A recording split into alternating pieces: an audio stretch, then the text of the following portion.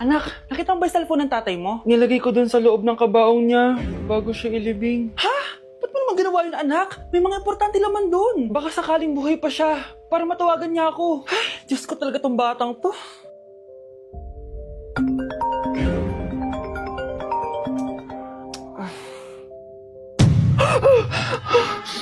Matawag si tatay.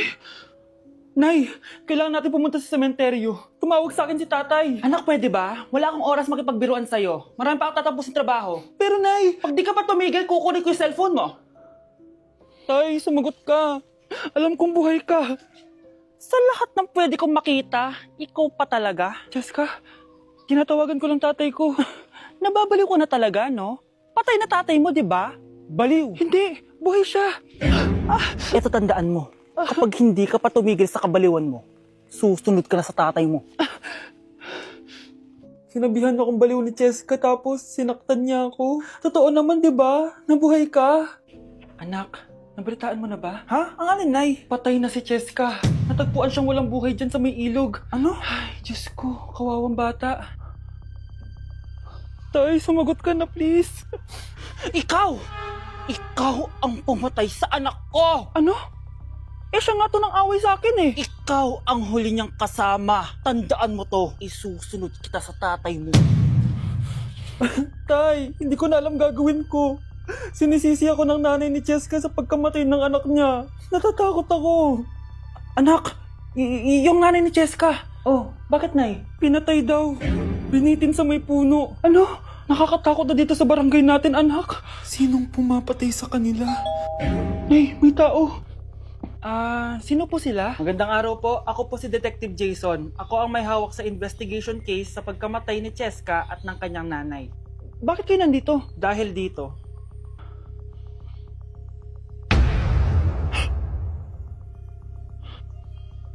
Nay, ikaw pumatay sa kanila? oo anak, narinig ko lahat ng mga sumbong mo sa tatay mo. Cellphone ni tatay. Pinangako ko sa tatay mo bago siya mamatay na poprotektahan kita kahit makapatay man ako ng tao. Sumama ka sa akin, ma'am, para ma-interview ka namin. Tandaan mo to, anak. Kahit nasa kulungan ako, poprotektahan kita. Tumawag ka lang. Mga anak ko, I got a new bag! Nay, bumili ka na naman? Ilang araw na tayong walang makain. Tapos inunan mo pa yan? Nay, nagugutom na ako. Kayong dalawa, wala kayong karapatan magreklamo, ha? Anak lang naman kayo ng tatay niyo sa una niyang asawa. Tatawag ko kay tatay. Akin na yung cellphone mo. Hinding-hindi mo na ito makukuha sa akin. Ate, natatakot na ako sa kanya. Oh, ito, kumain ka na. Ate, ganito na lang ba talaga buhay natin? Hindi. Hahanap ako ng paraan para makausap si tatay. Love, Padala ka naman ng 50,000, oh. Magbabayad kasi ako ng tuition ng mga anak mo.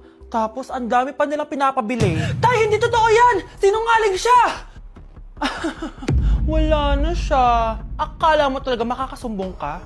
Talagang sinusubukan mo ako, ha? Walang iya ka talaga, tita! Ayan, diyan kayo nababagay. Ikukulong ko kayo dito. Wala akong pake kung anong mangyari sa inyo. Tay, tulungan mo kami. Ate, mamamatay na ba tayo dito? Tiwala lang, Kyle. Kakayanin natin to. Kyle? Ang taas ng lagnat mo. Tita, tulong! Dali natin sa hospital si Kyle! Ang ingay naman ng mga yun. May bago na naman akong bag. Kyle! Delivery po. Salamat naman, dumating na yung bago ko cellphone. Oh, ano pa ginagawa mo dyan? Binayaran ko na to sa online. Tama nga sila. Inuubos mo lahat ng pera ko sa mga luho mo. Ha? Ramon? Umuwi ka? Kukulong ko kayo dito. Wala akong pake kung anong mangyari sa inyo. Grabe ng pinagagawa ng babaeng to. Ginagawang hayop ang mga bata. Ramon, kailangan mo nang umuwi dito. Walang iya talaga yung si Rosa. Lumayas ka na dito, ha? Ayaw ko makita yung pagmumukha mo. Tsaka lahat ng mga pinambibili mo, bayaran mo to sa akin.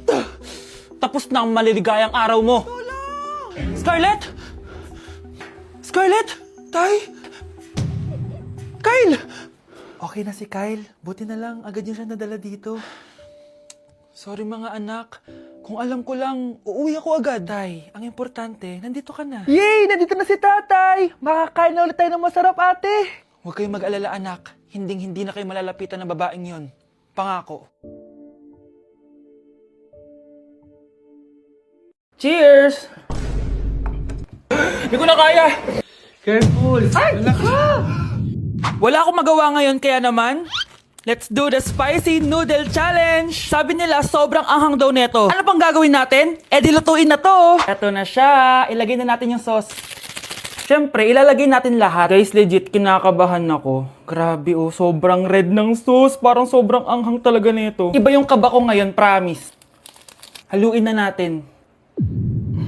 Okay, first kain. Basic lang to sa akin, promise.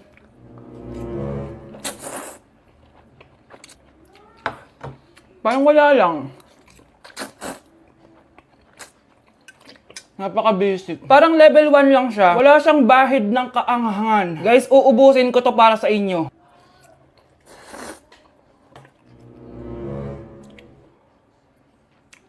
Wala to guys, wala.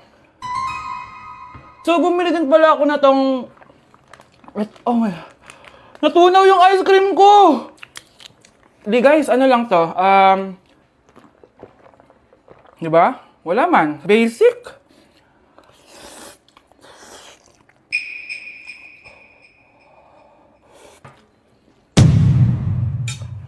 Wala naman.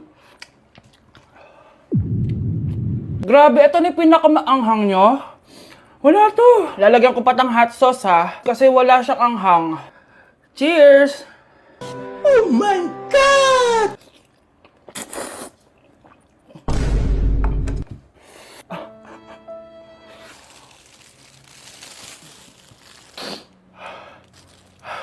Honey Bunch! Tikman mo to! Ano, basic lang? Yes. Guys, malapit ko na siya maubos!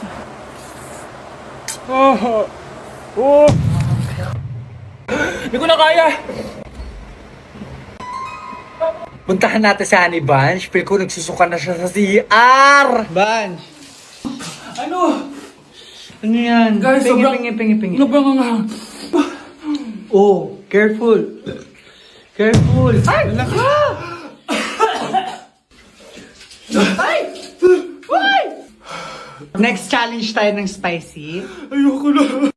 Ay, Nay! Good news! Nanalo ako sa loto! Totoo ba, anak? Tumama lahat ng numero sa panaginip ko, Nay. Ay, alam mo, anak, swerte ka talaga eh. Nay, may good news din ako. Gagraduate na ako next month. Talaga ba, anak? Akala ko talaga bagsak pa rin ako eh. Buti naman at di ka na ulit ng high school. Congrats! Good luck sa college! Mga anak, may good news din ako. Sabi ng doktor, magaling na daw ako sa sakit ko. So, ibig sabihin, hindi mo na kami makakalimutan, Nay? Oo, anak. Parang sunod-sunod yung swerte natin, Nay, no? Siyempre, dahil din yan kay Lord. O sige na, anong oras na? Matulog na tayo, ha? Good night, Nay. Grabe, ang kalat naman. Oo, anak. Ba't kising ka pa? Nay, sobrang kalat kasi dito sa bahay. Naglinis lang ako. Anak, tigil mo yan! Masama yan! Ha? Bakit? Masama na ba maglinis, Nay? Hindi mo ba alam yung pamahiin na bawal magwalis sa gabi? Kasi pag nagwalis ka, parang tinataboy mo daw yung swerte palabas ng bahay. Ako, Nay, 2025 na. Naniniwala ka pa rin sa pamahiin? Tumatanda ka na talaga. Ay, hindi ko alam, anak. Takot lang ako na malasin ulit tayo. Sige na, Nay. Itulog mo na yan. Malapit na ako matapos dito. Matulog ka na rin, ha? Nasaan na yun? Hindi pwede mawala yun. Oo, anak, ano nangyayari? Umagang-umaga sumisigaw ka. Nay, nawawala yung lotto ticket natin. Hindi natin makiklaim yung pera. Ha? Sige anak, tutulungan kita maghanap, ha? Ay, baka nandito lang yung banda. Oo anak, ba't ka umiiyak? Ayoko na. Ginawa ko naman lahat eh. Pero binagsak pa rin ako ng teacher ko. Ano? Hindi na daw ako kasama sa mga gagraduate, Nay. Lahat ng effort ko nasayang. Anak! Nay, magpahinga ka muna. Ako na muna bahala dito. Ano na naman nangyayari sa pamilya natin? Anak? Scarlett? Kyle? Susan? Kamusta ka na? Dok? Ba't nandito ka? Dinalaw kita para kamustahin ka. Mga musta? Eh di ba sabi niyo magaling na ako, Dok? Yun din nakakala ko. Ha? Teka lang, nakita mo ba yung mga anak ko? Susan, matagal nang patay ang mga anak mo. Ha? Hindi mo ba naaalala? Pareho silang na-depress. Si Scarlett dahil sa nawala niyang lotto ticket. Si Kyle naman dahil hindi nakagraduate. Kaya, ayun. Kailangan mo ulit maggamot, Susan. Dahil lumalala na naman ang demensya mo.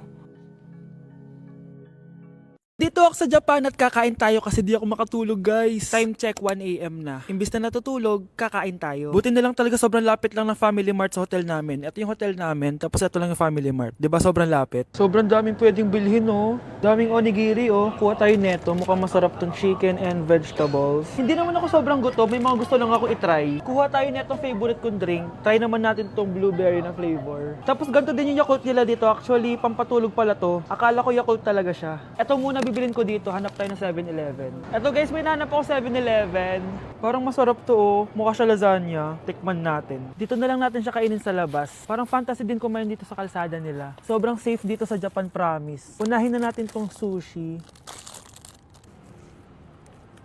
Alam nyo ba, kahit maglakad kayo mag-isa dito, sobrang safe, promise. Walang mga haras sa inyo. Walang kriminal, ganyan. Kaya ang sarap maglakad sa labas kasi alam mong safe ka, di ba? Tapos, sobrang babait pa ng mga Japanese. Swear. Pero sabi naman ng ibang Japanese, parang mas lang nila yon, pero ang totoo, ginajudge ka nila.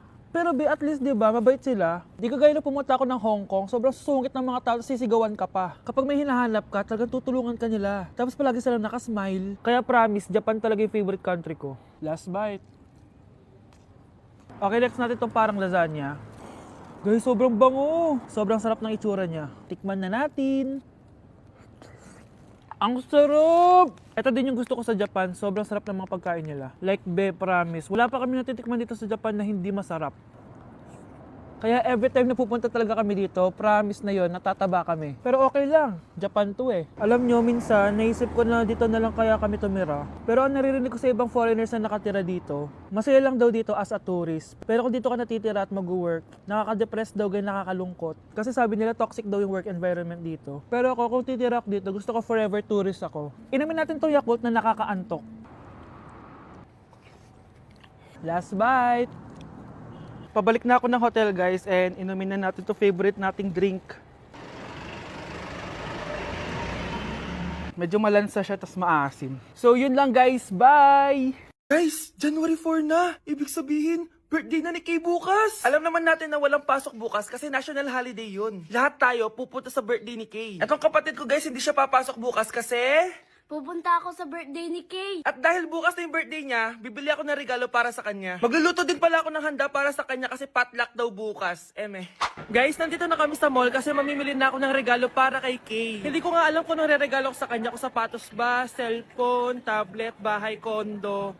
Nasa grocery kami ngayon kasi ipagluluto natin si Kay ng spaghetti. Kasi birthday nga niya, di ba? Next na handa is mawawala ba sa birthday ang Shanghai? Tara, bili tayo ng ingredients. Guys, nasaraduhan na tayo ng mall. Uwi na tayo, tara. Guys, ito na pala si Kay eh. Ang hindi ko Kay yang mawala. Charan! So, ito yung mga regalo ko para kay Kay. So, unahin natin dito. Ano kayang laman neto? So, binilang ko siya ng deodorant. Kailangan ko bang explain kung para saan to? Next naman natin, ito guys. So, guys, binilang ko siya ng shoes. Sabi niya kasi favorite color niya yung blue, kaya binilang ko siya ng pink. At ito na guys, naubos pera ko dito. Kita niyo naman yung logo na yun, no? May kagat yung mansanas, oh. Ano kaya laman neto? iPad? iPhone? Ayun! De, joke lang guys, seryoso na talaga. Ito na talaga. In 3, 2, 1. Wow, ayun no! Sorry Kay, ako muna mag-unbox nitong iPhone mo ah. Kay, kung nanonood ka man, sobrang magagamit mo to, promise. 3, 2, 1! Magagamit mo to sa kusina nyo. Oh, magugas ka dun. Guys, eto na. Magluluto na ako ng spaghetti at ng hangshai para kay Kay. Grabe ka, Kay. Most awaited talaga birthday mo. Sariling birthday ko ka. Di ko kaya paglutuan sarili ko. Nawasa? Oh, well. Lagyan natin ng asin. Lagay na natin. Ginagawa na ni Honey Bunch yung sauce, guys. Tikman natin, guys, yung ginawa naming sauce. Pangit lasa. Next, nalulutuin natin itong hangshai. Charan! Simpleng handaan lang to para kay Kay. Tikman na natin. Guys, hindi pa talaga to yung birthday celebration ni Kay. Kasi ang balita ko, bukas, bongga daw yung birthday party niya. Kaya abangan niyo yun. Sarap!